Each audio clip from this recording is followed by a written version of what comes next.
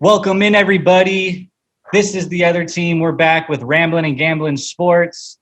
Back for your fantasy football week 4 preview. We got starts, sits, we got flex plays, we got waiver wire pickups again, all that good stuff coming to you again from the other team for Ramblin and Gamblin Sports. Starts of the week, boys. Let's just jump into it. What do we got? Someone fire away. My start of the week. I wasn't ready. Okay, cool. I was like, I'll jump in. My start of the week, I did Jarvis Landry. I know it's sketchy. Who's he playing? From the Browns. He's playing Dallas, who has had one of the worst pass defenses through 3 weeks. They're giving up a ton of points every week. Nobody really trusts Dallas. He's getting targets. Like, it's not like he's not getting targets. He's grabbing 4 to 6 targets a game.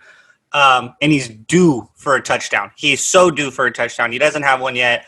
So I'm kind of rambling and gambling. I'm kind of gambling that he's finally going to get his first touchdown of the year. Yeah, he is due. I do like that. Against a Dallas secondary that has been mediocre, we'll say. So I like the Jarvis Landry start against Dallas for me. I'm not opposed to it. It's something about me as like the gambler. It feels like Dallas might blow him out. So something there kind of scares me, but I don't mind it. It could be a good play there. I think it's going to be a shootout no matter what because Dallas defense kind of stinks, but they put up a lot of points. So, but I'm not big on Baker. So that could be weird. Right. That's the tough part of that. That's where you really got to. Is it one of those weeks where Baker out on performs? a limb? Because sometimes he's going to have some weeks where he's going to be able to spread the ball out, and this could be a secondary where he could. This is a good matchup for him too. I also like this. The running game was so prevalent last week for the Browns. I'm thinking Dallas is coming in with the mindset of like, don't let them run. Could open up the passing game for him. It is a bit of a gamble, but I'm willing to take it this week. I went easy. Like, I'm not gambling. The Jets are like the worst defense in every category you could basically think of. They're god awful at defense this year. So Melvin Gordon on the Thursday night game, I think, is a really good play. I think that's pretty risky, actually, because who's starting for quarterback over there? Ripping? To me, like it doesn't. Denver? To me, it doesn't. Like, it doesn't matter to me. And even if it is kinda Driscoll does. or Rippin, like that's even better for me. That means that the workload's going to be there and the opportunity will be there for Melvin Gordon. This Jets defense just is terrible. It's probably the worst team in the league. I like my odds with points being put on the board, and I'm trusting the number 1 running back over there as opposed to possibly the number 2 quarterback or the number 3 quarterback to have to put those points up. So I like Melvin Gordon this week. We might get a 5-3 finish in that game. No, I like that, Zack, because I agree with what you said. I kind of feel Terence there. Like it's two. Like we might get a 6-3, 5-3, 9-3 type game. I watched that points Colts defense and that Colts offense both just absolutely destroy the Jets last week. So I feel confident at any week putting players in against the Jets personally. I like this about that start. The Jets have a tendency to turn the ball over and give the other team field position, like in the wrong part of the field. That could give you an easy Melvin Gordon touchdown at some point, possibly. So I do like that part of it and the workload. I'm going with Darrell Henderson for the Rams, the running back. It looks like they finally got their run game going. They found their new Todd Gurley. I'm thinking because Cam Akers eventually will probably get more carries, but he's not here. And Henderson's running away with it. He's been their best back the first 3 weeks, and he's running away with the job. The Giants aren't good. They'll probably blow this team out, so I would see him getting a lot of work in that. So, definitely start Darrell Henderson versus the Giants. Right now. He's probably got the most upside of possibly any running back that's like hitting the scene this year than anyone out there. He's the way the offense is construed over there. Like they're going to get Akers back involved. And like you said, every week he's kind of been more involved, better, and looks, just running away with the job. So I love Henderson really going forward through this season. There's not going to be a lot of weeks where you're not going to want to play him, I think. Yeah, I agree with that. That is good. Giants, another team, both New York teams just really aren't defending at a very high level. So I like that as well. Alrighty. Jake sits. I did Kenny Golloday, which is crazy. I know he came off a touchdown in his return game. Terence is a Lions fan. I know immediately he's not excited about that. But Marcus Lattimore's bad, though. Yeah, that's what I'm saying. Wide receivers aren't scoring very well against the Saints right now. And then after losing that kind of heartbreaker-ish, at home, you don't want to lose at home on primetime to the Packers in the fashion that they did, I expect a big week out of the Saints, and I just don't like really anything from the Lions in that matchup. So I decided to sit Kenny Golloday.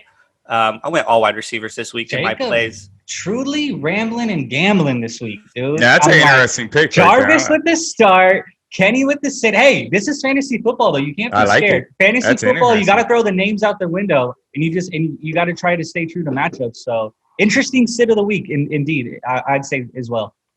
That's interesting. I'm going with Robby Anderson, Carolina versus Arizona. Even though Arizona's defense didn't look that great last week against the Lions, Golloday did get loose and score a touchdown. But I don't see Robby Anderson and Teddy Bridgewater doing much against his defense.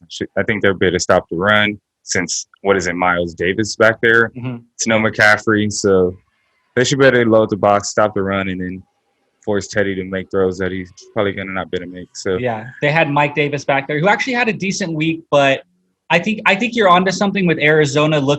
They definitely feel like they shouldn't have lost that game last week. They have a good secondary. What is it? Patrick and Kilpatrick. Who's the other corner over there? It's not Kilpatrick. It's the other corner. I know they got the safety that they just racked out, who's really good and really helping. Oh, Buda Baker. Yeah, Buda Baker. So good, and he really helps out there. So yeah, and I think they have a lot of hype this year. People are confident in the Cardinals. They're confident in their look this year themselves. They definitely think they let one go last week. Much like the Saints, I think Arizona's due for a good week. So there may be something there to Robby Anderson, who's been a consistent fantasy player this year and probably the most consistent receiver for Carolina. I'm going T.Y. against the Bears. We've seen T.Y. throughout the years. He's always been pretty Jekyll and Hyde. He goes through highs and lows in seasons. He's one of those type of fantasy players. He's got an extremely tough matchup here. I mean, he's going to be mixing off between Kyle Fuller and Jalen Johnson, who have been two of the best cover corners to start the season this year. So I think that's nightmare, as well as Phil. He has the Drew Brees shoulder thing where his arm seems like it's almost diminishing by the week sometimes. His inability to push the ball down the field mixed with great cover play in the Bears secondary, I think it's a nightmare matchup for T.Y. So I'm steering clear of T.Y. Hilton this week. Interesting. Well, I'm going with my flex play of the week. I'm going with the Jags running back and James Robinson versus Cincinnati. He's looked really good. It looks like they found their back of the future, definitely. Minshew's not going to throw the ball deep anyway like that, so they're going to get Robinson involved even in the passing game as well. So I do like Robinson a lot for Cincinnati. I almost feel like Robinson is like solidified RB2 these days, and I don't even I feel like if you were starting him at flex, your team is deep. Yeah, but most likely because you picked him up off waivers, it wouldn't surprise me if he is your flex because you picked him up off waivers. I'm a type of guy that runs deep in running backs. So on every one of my teams, he would be my flex play. He wouldn't be my RB2 on any of my teams. I love it though. He's a guy I fall in love with more and more every week, just like Henderson. More and more every week, I see his value to a football team. I see his value to fantasy football. I see his value to that offense. I love James Robinson more and more every week. I think that's a great play for your flex. Like Jake said, if you got him, you're probably fairly deep, and it's probably a good go there. I'm sticking with the Bears game. I'm going to go David Montgomery, Tariq Cohen tore his ACL. There's not really a solidified RB2 outside of Tariq Cohen on this roster. There's going to be a lot of plug and play there. So I think David Montgomery gets a ton of work in the passing game, in the running game. He's going to be there. He's now our best blocking running back as well. So I think David Montgomery has a ton of upside with opportunity alone this week. Just screams lots of opportunity. So I like David Montgomery if you need help at flex this week. I also kept running back, and I went with Leonard Fournette against the Chargers. And I know it's kind of a weird play. Chargers have a good D. But my thing is you got Joey Bosa and Melvin Ingram, coming from Tom Brady's head all day. I'm thinking they're going to want to try to keep Tom Brady from going on his keister all day, and they're going to really run the ball and try to win that game with the run game, which I think boosts Leonard Fournette's value. Plus, he's been catching a ton of balls out of the backfield there too. So if they are getting after Tom Brady, he could catch a lot of checkdowns, a lot of quick passes to the running back. Leonard might stuff the stat sheet this week and really help you out, especially in a PPR league. So I went with Leonard Fournette. All righty. It seems like every week this part of the segment will always get harder, right? I mean, there's less and less out there every week. People are getting snatched up. But at the same time, it's football. We know guys go down, and that brings opportunity for other guys. So there is still value on your waiver wire, even though we're going into week 4 and that week 2 and week 3 wire gets hit so hard. But there is, I think, definitely still value. And some guys pop this week. Jake, I think you have the guy that popped the most. Why don't you lead it off? Yeah, I actually drafted this guy in a bunch of leagues too. He was like my original rookie bench stash, Justin Jefferson, wide receiver for the Vikings. But then, injuries happen and you have to adjust your roster. And he didn't look great. They didn't really, I feel like he's rostered in most competitive leagues, though. He's only rostered in 32% of Yahoo leagues. He's only rostered in 32% of those. He was out there in most of my Yahoo leagues. He was out there to get. That's so small to me. That's crazy. So I went with him. If you can get him, I mean, that is a pick to get. He obviously, we remember the LSU championship game. He looked great, came out. For some reason, the Eagles went with Jalen Reagor over him. Otherwise, he should have been the first receiver taken. They had rumored that he was taken. He was going to be either the number 2 or 3 receiver behind Thielen over there, and it looks like he's every bit of that at this moment. So if the the Minnesota Vikings offense can get on track, then Jefferson is definitely Kirk Cousins can get on track. Yeah, that's really, the only scary part with that. I was going to say that's the only thing that's holding him back is Kirk's got to get consistent again. He seems to have lost his way, but I like Jefferson. I as well. I listened to your advice pre-draft, and I actually drafted Jefferson in a couple of leagues myself as well. You put me onto him, and the talent is there. Absolutely. I'm going with Carlos Hyde, and this is someone I've always stayed away from since he had his great days. When he first hit the league, I've always been someone. He was on the Browns, and people like to stash him, and I have never been on the Carlos Hyde. The thing that's different with me this time is his situation and the scheme and where he's at. I love the way Seattle incorporates their run game. They always find a way to do well with their running backs. I mean, even Homer is snapping off 15, 20-yard runs for them occasionally. So I love the way they kind of use their run game. They incorporate it so well, and it just works with Russ. He's so good with that offense. So I do like Carlos Hyde. Chris Carson goes down with the knee sprain. He's going to be banged up. Looks like he's not going to play this week, which means he'll be in question probably for a couple of weeks. I think there's value there at Carlos Hyde. Pick him up, stash him. Don't necessarily throw him right in your lineup unless you're desperate. But I definitely think you should pick him up, stash him, and there might be value there down the road. Yeah, I like Carlos Hyde, but I don't think he's going to get a lot of carries. But I do like him. He's a good stash no matter what, because if Carson ever does get hurt, he's going to be immediately RB2 conversation. I don't think Carson's playing this week. He's not. And that's regardless, pick him up and stash him. Yeah, that's what I'm saying. Even if Carson doesn't play this week, you get Hyde for 1 week, maybe 2 weeks, and then even if Carson gets hurt later on in the season, he's going to go. He's been known to do. He's been pretty in and out of the lineup for the last few years. I went Brandon Aiyuk, San Francisco's first-round pick this year, wide receiver. They're using him in the run game as well since all their backs are hurt. Also, they don't have any receivers since Debo got hurt as well, so he's somebody who's going to be utilized in a lot of different forms and packages, and Kyle Shanahan is a mad scientist when it comes to offense. Mm-hmm. So pick him up if he's still available in your league. He was definitely one of the top waiver wires this week. So if he wasn't picked up, go ahead and add him and then try to reap the rewards. Yeah. You know what's funny about that is typically with backup quarterbacks, you're so sketch on grabbing a receiver, but Mullins better.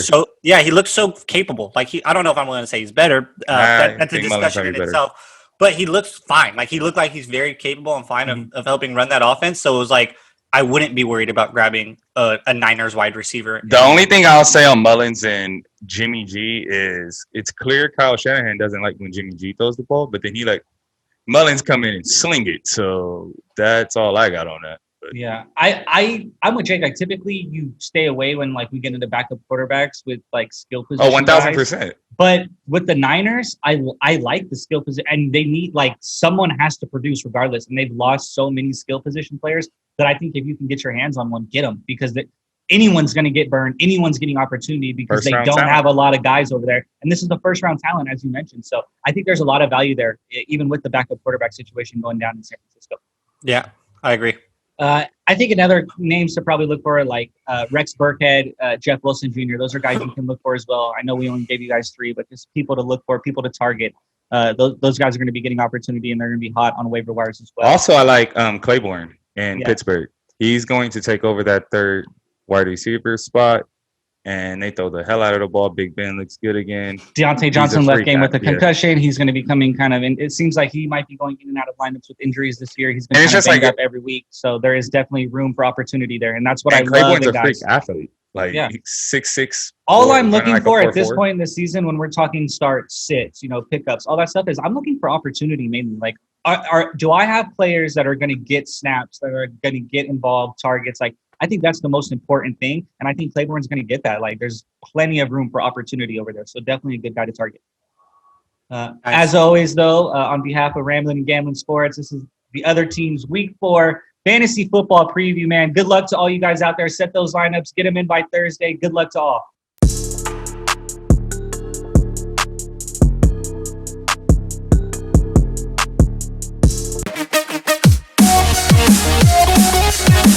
Yeah.